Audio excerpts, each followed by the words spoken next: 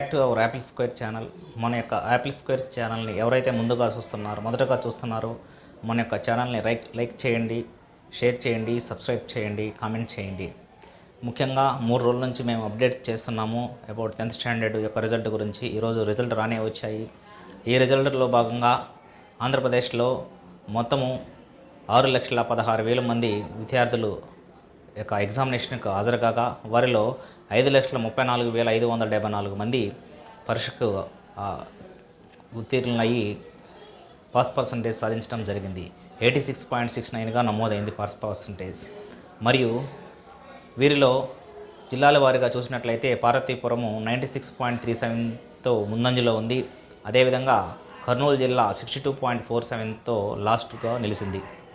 ముఖ్యంగా ఈ యొక్క ఎస్ఎస్సి ఆంధ్రప్రదేశ్ యొక్క ఎస్ఎస్సి ఫలితాలలో గర్ల్స్ యొక్క హవా కొనసాగింది.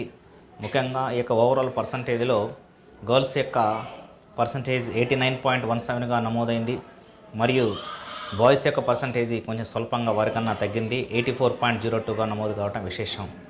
మెయిన్గా ఈ యొక్క ఓవరాల్గా స్టేట్లో చూసుకున్నట్లయితే ఏలూరు చెందినటువంటి ఆకుల వెంకట నాగసాయి మనస్విని అనేటువంటి అమ్మాయికి 600కు 599 మార్కులు వచ్చి సరస్వతి ముద్దుబిడ్డగా నిలిచింది.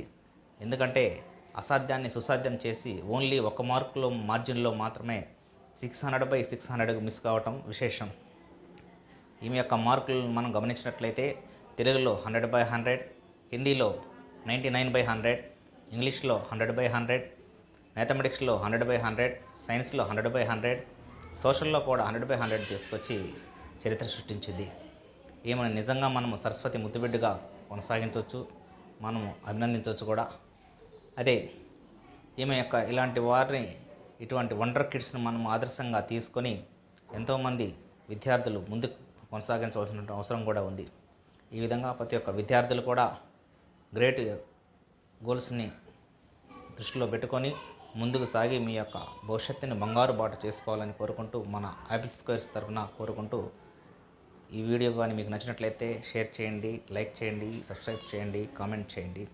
Thank you one and all.